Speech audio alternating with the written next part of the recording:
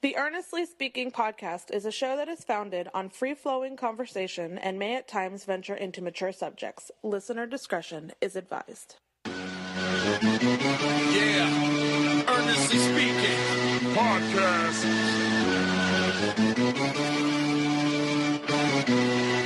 Let's get it. I'm a giant in New York, in Miami carry heat. So much more in store, my product can flood the street. Opinion Nation Godfather, CEO. Puff in the late 90s, gon' see me blow. Oh. Got my hustle on, no imitation of that. Army of untouchables, Opinion Nation staff. Never an off season, homie, check the numbers. Heart throbbing my own right, supplying southern comfort. Earnestly speaking, my ego is well fed.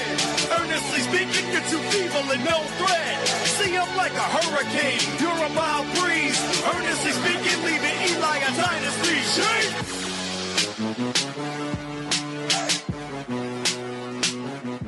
Earnestly Podcast coming to you Thursday, July 17th, 2025. We are off and rolling. We are going audio only on this one because my Wi-Fi is the drizzling shits. Let me repeat that.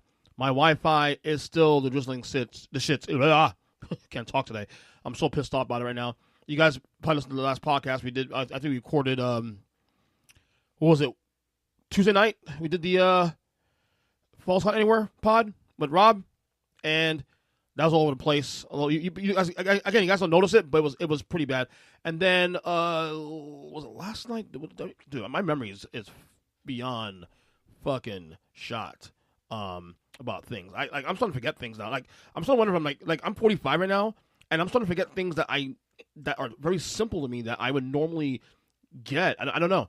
Oh yeah, we did the basketball retro pod. We brought that back for the first time in 2 years, and with Zach, we did a 2012 NBA redraft. And let me tell you, that thing was it was tough. Like it doesn't sound as bad in the end, given how StreamYard did a good job of keeping it relatively normal. But in the moment, I was losing my shit, man. I was losing my shit doing that podcast last night. It was insane. I couldn't stand it. It was insane. So I decided, you know what? Let me do this podcast today. I'm going to call Comcast Xfinity, see if we can get this shit working. But it seems like it's a problem only with my computer and my spot in my house. Like, I don't know what it is, but it is quite annoying to be doing this shit now, especially given the fact that, you know, with the old piece of shit, well, I'll say piece of shit, that's a bad word to use. With the old computer, MacBook, the tried and true, 15 years later, did not give me as many issues with Wi-Fi. So why is this brand new computer, literally a month old, okay, give me issues now? It is ridiculous. So that has been on my mind and all week long. On top of all that, dude, guys, I have not slept well this week. Last night I went to bed after 6 o'clock in the morning. You know, I have ADHD. I'm one of those people that when I have a creative thought or creative thoughts about anything, I lose a lot of sleep. Dude, I lose a lot of sleep with creative thoughts. And that's the thing with me I'm dealing with here. Last night I was doing stuff with the podcast, working on some ideas. You know, I announced a couple days ago we're doing a new series on the show. I'm just going to modify that now. We're not going to just do... We're going to do, obviously, the album Clash. I announced on the show. We're going to do that, but we're going to actually end up doing another sub-series on the pod called The Music Lounge. We're going to do, like, obviously, album Clashes, of course, will be part of that. Other musical-related topics that we're going to do there. Something I'm passionate about, of course. It'd be used similar to the Wrestling Retro podcast, similar to the Basketball Retro podcast, where it's not something we just do all the time. That's something we'll have a schedule on, or just something we'll just do when I feel like doing it, or if I have time to do it, if I got the guests to do it. It's a special thing. So that's how the direction we're going with that one. But I've been really working on some ideas. Like since I had an idea, I've been mapping out here at home episode ideas and what guests I should bring on for those episodes. And it's a great thing. I love being creative. I love being in that mode. The problem is when I'm in that mode, though, oh my God, my head, I go, you know, my ADHD goes whack. It goes nuts. Like, I can't seem to narrow things down. Even an edible last night. I took an edible last night, and Wednesday night's edible nights for me. Even an edible last night did not calm me down. An edible last night did not calm me down. It didn't do nothing for me. My wife came home early from work, went to sleep, and she was passed out, and I'm still in bed on my phone, looking at things, writing things down, writing some notes, ideas. I wish, I've been since a long time. I wish that I had the discipline to wake up that early in the morning and get the day started. Like, I don't necessarily sleep late all the time. Like, I go to bed between 11 and 12 because, I, obviously with the, with everything surrounding, my life, and I do podcasts at nighttime on some nights, and, with that, plus the editing, plus promoting and all that stuff, and then, and I'll watch some TV, and so 11, 12 o'clock is typically the time I go to bed. So I do get a nice 6-7 hours of sleep every night for the most part. But there are some nights this week, and by the way, last night wasn't the first night this week that I did that. How about Monday night? Same thing. Went to bed after 6 o'clock in the morning. And to me, that's not normal for me anymore because I haven't worked nights in 6 years. I am now a 9-to-5er now. I'm back to being a 9-to-5er. So me going to bed late nights hasn't been a thing for me for a long time. Now, again, the word late is relative because, again, that depends on your lifestyle, and because if you work late, I mean, it is what it is. But I don't go to bed that late. Like, there may be nights I'll go at 2 in the morning for other reasons, but 6 a.m. That's not normal for me. That's not normal. I'm surprised I'm awake. I slept in today. I woke up about 10:30 this morning. Got up, did some dishes in the house, a little bit of cleaning. I'm gonna take the kids out for a little bit after I'm done recording this podcast. So I need to get my sleep back. My ADHD is fucking me up, man. It really, really is. So, but you know what else is fucking me up too? Also, Facebook. Man, I'm starting to despise Facebook. I really am. Facebook sucks now, and let me explain to you. I like Facebook for what it is. Like, I like it for my family and my friends. We keep touching each other. I have a lot of things there. Conversations we have with people that I'm close to, and it's for the normal stuff. But I hate using the platforms. Like when it comes to like promoting the podcast, when it comes to like aggregate stuff. Like, the thing about Facebook that I hate the most is these aggregate sites, and it could be anything from sports to politics. Putting out all these fake stories, all these AI-generated stories. And look, I'm not anti-AI. In fact, I'm loving AI right now. And to be honest with you, on the positive end anyway.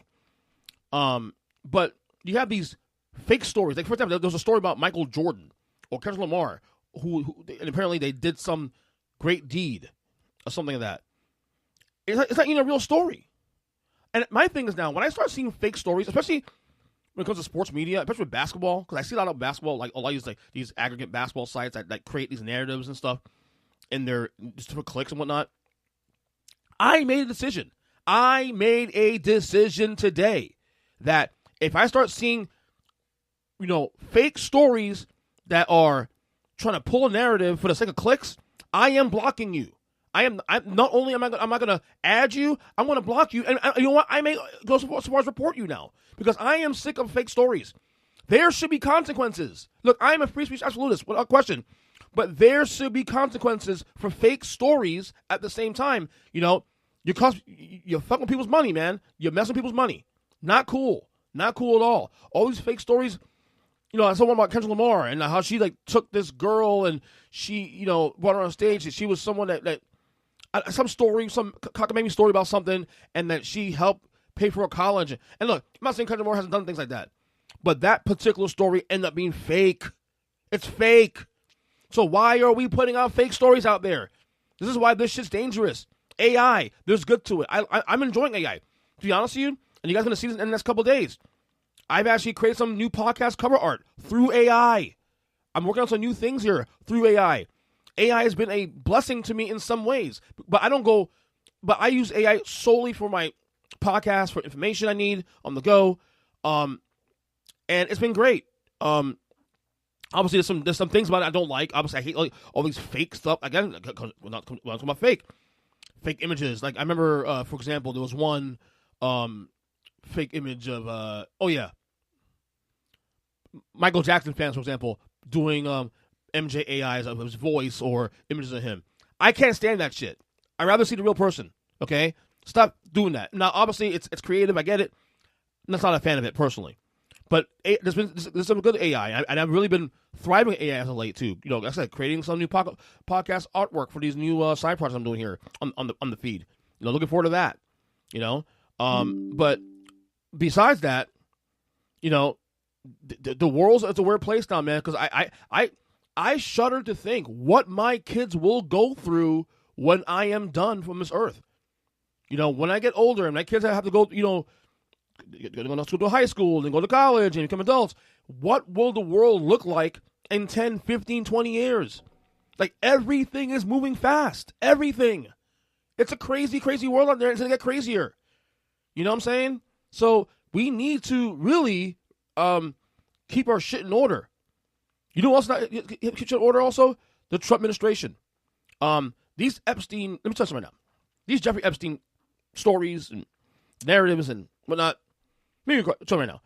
The only reason I even gave a shit about Jeffrey Epstein was because who he was connected to, and if they actually took the time to invest and actually investigate who else prominent could be involved in the Jeffrey Epstein thing.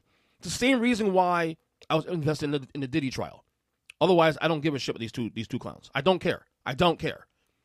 But Donald Trump ran a campaign, not largely, but partially, on the promise of putting out the Epstein list.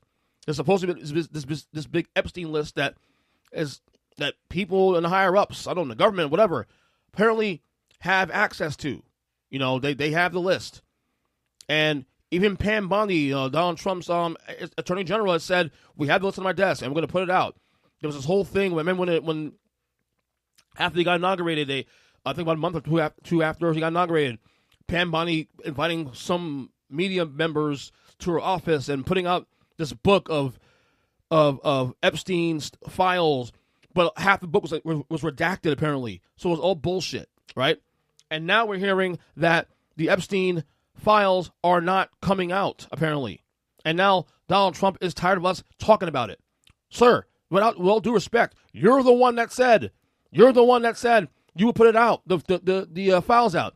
Your damn son said, Don Jr. said, that why are we hiding the files? We will put it out, we get elected. Now you're elected. What's going on? Why are the files coming out? And I have to give kudos to a lot of my conservative friends who have been principled on this, been critical of Trump on this one, saying, with all due respect, we need transparency. If you said there's a file that do exist, put it out there. And he's not doing that. And he's getting mad about it. So I do commend some of my conservative friends, and there's some people on the conservative side who've stepped up and are being principled on this. I like to see that. Look, we all want transparency. I want to know those files. I want to know who's behind those files, because if there are people who are of prominence that are involved in Epstein and all this stuff and covering up and bad deeds, they should be dealt with without question. I don't give a shit if it's Donald Trump or Joe Biden or Hillary Clinton. It doesn't matter who it is. If they're involved, same thing with Diddy. I don't give a damn. I don't play politics with this shit. You know, when it comes to kids and hurting people and hurting women, no, there's no partisanship there. We should be bipartisan about that kind of stuff. This shouldn't be a partisan argument. Put out the files without question. Okay, I'm tired of hearing about these files, and then all of a sudden now we don't have any more. What the hell? Anyway, what else on the docket? I am really intrigued by this story. So Shaq and RG3 are in a tiff. And it all started by RG3 making comments by Angel Reese that drew backlash. So July 10th, RG3 tweeted a photo showing Angel Reese as a monkey was racist and unacceptable. However, in the same post, he also stated that he heard that from Angel Reese's inner circle that she hates fellow NBA player Caitlin Clark. This latter comment shifted the focus on the conversation from the racist image to personal rumors. Angel Reese, her mother, and the fans denied RG3's claims about the inner circle. Ryan Clark, by the way, criticized RG3 for making the situation about himself and not focusing on condemning racism. Shaq, on a podcast called Off the Record, publicly threatened RG3. I'm going to play a clip of that, and we'll break it down from there. Speaking of man, RG3, tweet another monkey post about my girl Angel Reese. I'm punching your fucking face. Okay? It's enough. Like, I don't usually do stuff like this, but just stop it, bro. You got your job, you got your podcast, leave my Angel Reese alone. I'm the one calling her and telling her not to respond. Fucking stop it. That's the last time. Okay? Thank you. It's not real hate. If you look around what's going on in this real country, that's hate. This is sports. I'm not supposed to like you. It's a shame that all the stuff you did in your life, you're going to be remembered for your podcast. You're going to be remembered for your podcast. That should tell you you're not that fucking great. I don't want to be remembered for Shaq's Bit podcast. I do not. Like, leave those girls alone. You already spoke on it. Let it go. So what? He hates her. So fucking what? I hate you now for messing with her. Now what? Say something about me. But she's not going to respond because I'm the one calling her and be like, baby, keep it classy. Because she's not soft by any means. You're from the streets. But I'm like, you're beautiful. Don't indulge with these fools because he's a fool. You don't even have G14 classification to say that. I would respect it more if Lisa Leslie said it. Like, that's y'all category. Stay out of them people's category. Okay, you're sports, whatever you do, you talk about sports, but, bro, you don't need to be going deep. Y'all can go deep. Y'all are females. Y'all understand what that's like. If he hates her, so what? Mind your business. Like, I don't mind you doing your job as anyone, but don't pick on that little girl. Because guess what? I'm her protector. Now pick on me. You pick on me, I'm going to punch you in your fucking face. All right. So, RG3, I've been someone that said, now he got, released at ESPN a couple months ago. I was one of the people saying that he's been putting out some really good content recently, in the last year or so. But some things he's been doing recently that's kind of gave me a little bit of side eye. This situation, and look, everybody's allowed to have their opinions. I'm not going to sit there and say you can't have an opinion about things. But why would you put a picture of a monkey dressed up in an Angel Reese, jersey, and then say that whatever, this and that. And then, to me, I feel like, look, the bigger problem with the situation, I think, when you get into the Caitlin Clark Angel Reese situation, it's unfortunately being used behind the racial lines. Let's be real about that. White fans defending Caitlin Clark, black fans defending Angel Reese. And we can have a nuanced discussion about Angel Reese and Caitlin Clark without people getting in their feelings about those things. The fact of the matter is, Caitlin Clark has been the reason in WNBA in the last 2 years has grown massively in popularity. Let's be real about that. That's cool. That's a conversation. Angel Reese gets clowned for saying certain things, and I call her out for that. But at the same time, she has put the work in the last couple of months in the league. She's balling out right now. It's part of her brand, I'm sure. But some of the things Arthur Reese has said and done has been kind of a little bit like giving a little side eye. Like, what are you doing?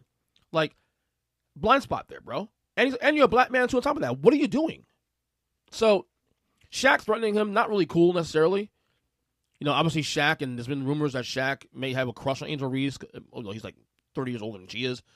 That's either here or there. They're both adults. But at the same time, Shaq has a point there too also. Like, I don't mind the beef because I like seeing the pushback. RG3 can be a little corny at times. I've defended RG3 from people in the past. Rob Parker called him cornball back in the day because he was a black man that wore cornrows and he was dating white girls and he's married to white women. Which, but for the record, stop that shit. If you're gonna critique, people, critique them on their work and what they say. Okay, not for the perception you believe because you might be a racist yourself. Okay, yeah, I said it. All right. Now what RG3 did was wrong. And it feels like RG3 for me, especially post ESPN, feels kind of thirsty now, like for clicks, thirsty for fame, thirsty for, to be accepted in the media. And he's doing a good job. I'm not wrong. He's doing a good job in the media. But he feels like a little bit of a tryhard, in my opinion. A little bit of a tryhard. And Shaq had a point there too also that you're not remember for your podcast, not to be a football player, because he had that great rookie year, and then he flamed out. He had the injury in that playoff game against, with Washington, and then he flamed out after that. So Shaq is right. Unfortunately, right now you're gonna be remembered for your podcast than for your, for what you said about your podcast or playing football rather for that matter. I don't know why I'm mumbling my words like that, but whatever. But it's actually a funny feud. It's really funny. So anyway, speaking of sports media, Fox Sports FS1 is cleaning house. They've made some significant changes this week. They have canceled 3 of its daily shows. Speak, of course, hosted by Joy Taylor, Keyshawn Johnson, and Paul Pierce. Breakfast Ball, hosted by Craig Carton, Mark Schlereth, and Danny Parkins. And The Facility, hosted by Emilio Acho, Chase Daniel, James Jones, and LaShawn McCoy. As part of the shakeup, Joy Taylor's 9-year tenure with the network has also ended.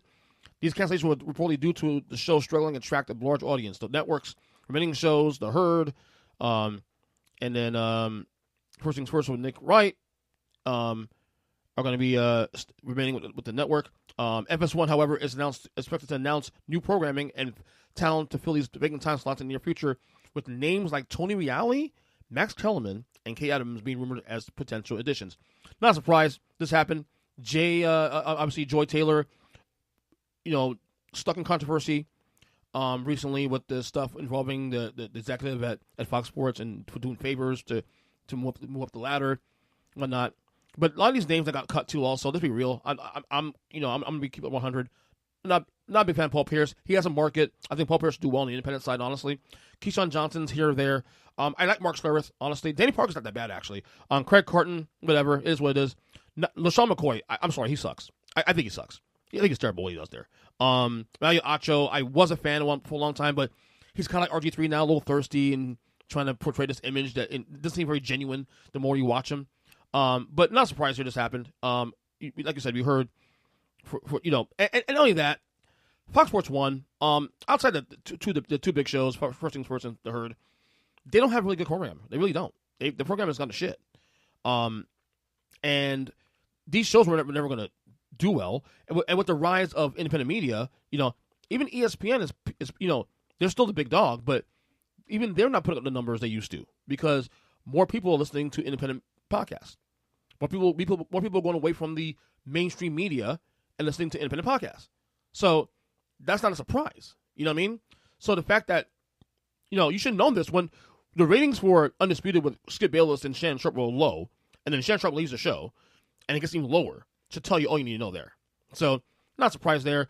These guys I'm sure they'll all find jobs somewhere, because there's so much stuff on the independent side to do. To me, this is more about just how much less the mainstream media in sports, the mainstream media in politics, the mainstream media in any form matters less and less. That's all it says to me when I see things like this. On the NBA side, Bradley Beal, Fish finally got agreed to a buyout and is signing with the Clippers. He gave back $13 million to agree to a buyout. They're going to stretch the remainder of his salary. The Suns will, and he signed a 2-year $11 million deal with the Clippers. Now, a team now with Kawhi Leonard, James Harden, Zubac had a great year last year. A couple of really good role players on that roster. It's easy to trick yourself to thinking the Clippers could be a contender next year.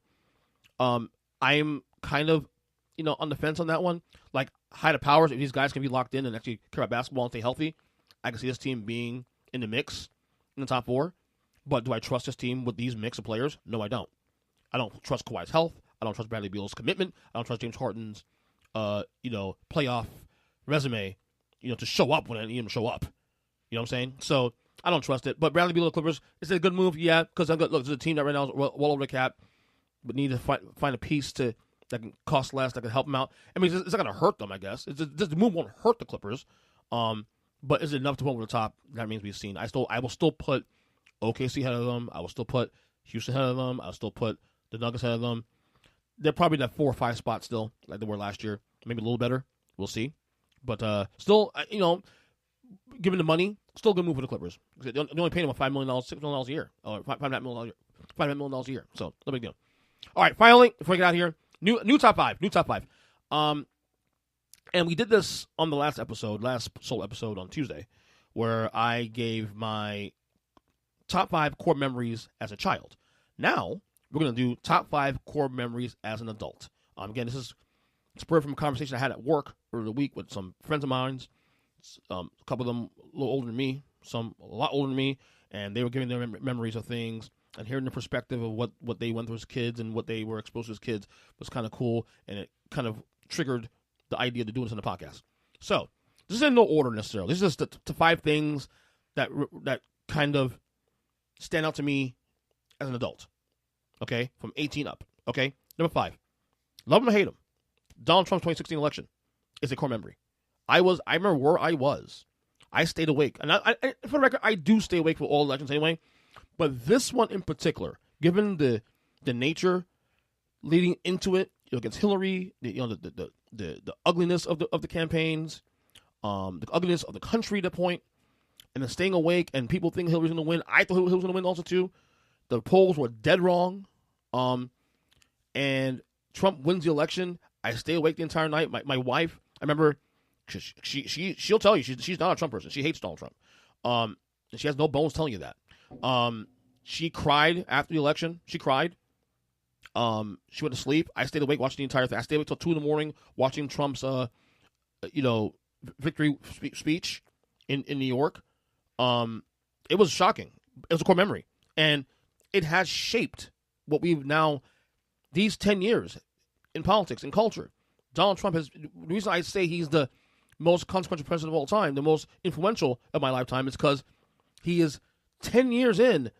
Even in the 4 years wasn't president, still, the pulse is Donald Trump. And that election in 2016 was the start of that, and it's still to this day a core memory. All right, number 4. I mean, everybody believes. I'm sure everybody that's a list right now is going to say this also, and I agree with them. The pandemic, COVID-19, being stuck at home for 10 weeks out of work in Florida. It was partially good, partially struggles at times. We did get COVID actually a year later. That was rough.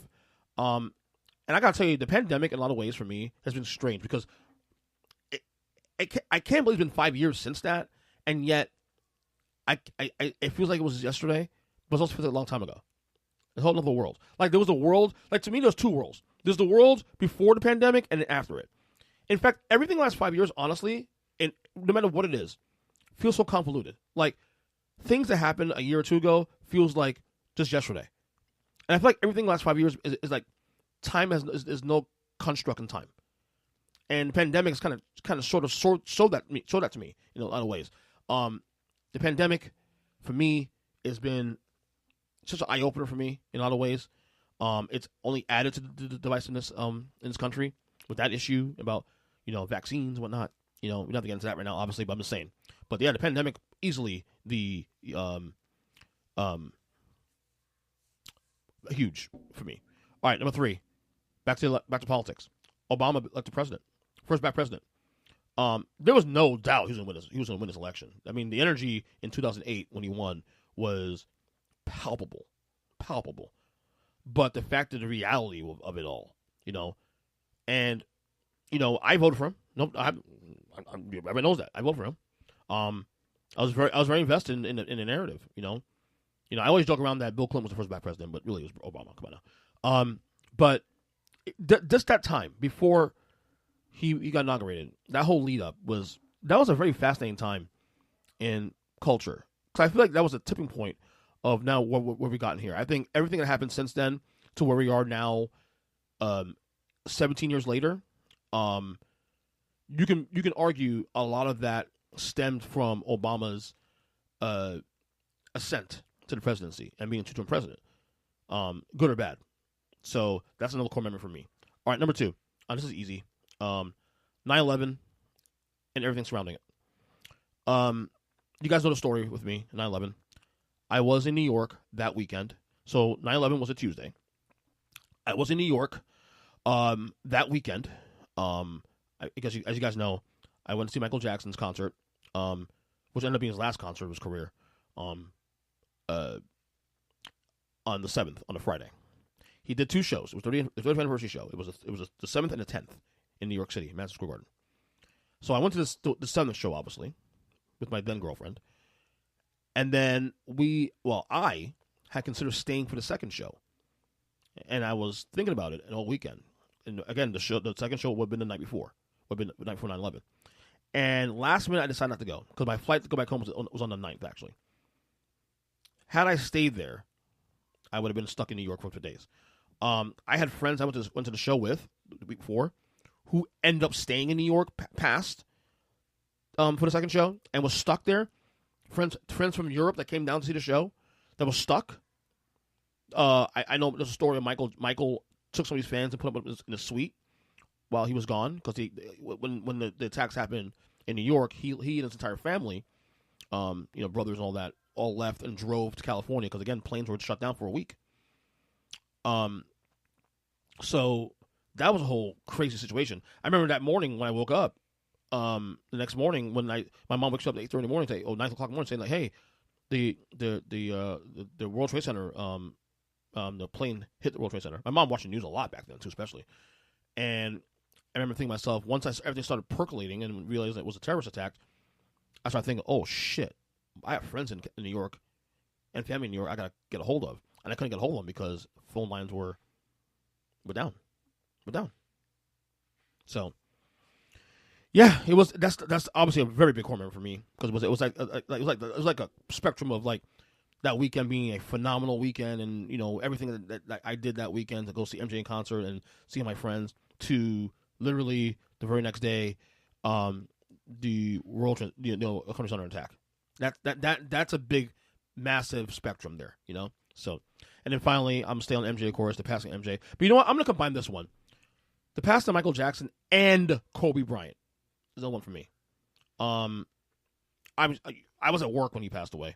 I was at work. I got the news that he was in a cardiac arrest, and you guys know the story about that. It's sad. It's funny. When he died, I gotta be honest with you. When he died, I actually felt relief. It wasn't even relief because like I was happy he died. Obviously, it was relief because if you know the story of Michael and everything he was going through, especially those last 10 years, and 15 years really, when you go further than that. And his whole life was tragic in general. The only people I felt for in that moment when I heard about the passing was his 3 kids. That is it. The fans, whatever, I don't care. They can go take it or leave it.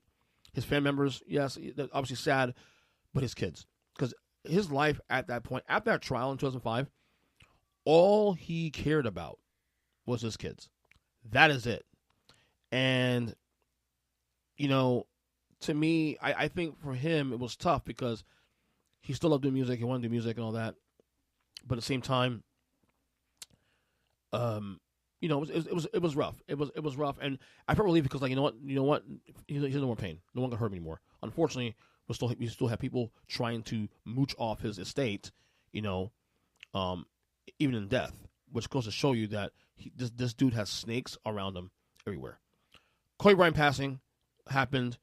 I was at Target with my kids. I get a text from my sister saying that there's a rumor that Kobe Bryant was in a helicopter crash with other people, with his entire family. Ended up being Kobe Bryant, his daughter, and then 5 other passengers. Still tragic, obviously, for the record. And I remember being stunned. I remember my phone blowing up, calling my friends in media, calling my friends who were Laker fans and Kobe fans, and some of them were very emotional. Some of them were just like shocked, watching the footage, NBA TV, other networks that day. It was on a Sunday, and this being so like transfixed with the whole situation, and it was like, wow, Kobe Bryant has died. Kobe Bryant died. That did not resonate with me. It took, dude. Honestly, I swear to God, it took me months before it hit me that he actually passed away. Even the memorial didn't hit me that way. Like, Michael's passing didn't surprise me, given some of the health issues he had also too in recent days before he passed away. But Kobe Bryant passing away was a lot more shocking. Not even close. And I feel like he had more to give, because unlike this is the thing about Kobe Bryant. I have become more and more fascinated with Kobe Bryant's life, because I feel like he has a more cultural life than, say, like Michael Jordan. I don't find Michael Jordan interesting. Like, greatest of all time, yes, okay? But I don't find Michael Jordan's personal life interesting. Kobe Bryant, I do. Because Kobe Bryant's into a lot of things. Kobe Bryant had a lot of, he was a writer, he was this and that. He had a lot of things he was into. And I feel like he had more to give to the world outside of basketball when he retired. And I think that's the whole tragedy there, really, for us anyway, is that we weren't able to see Kobe Bryant evolve as a man, who, by the way, even after his misgivings with Vanessa, still kept his marriage intact, still had more kids. I think they have 4 kids. I think it's 4 girls.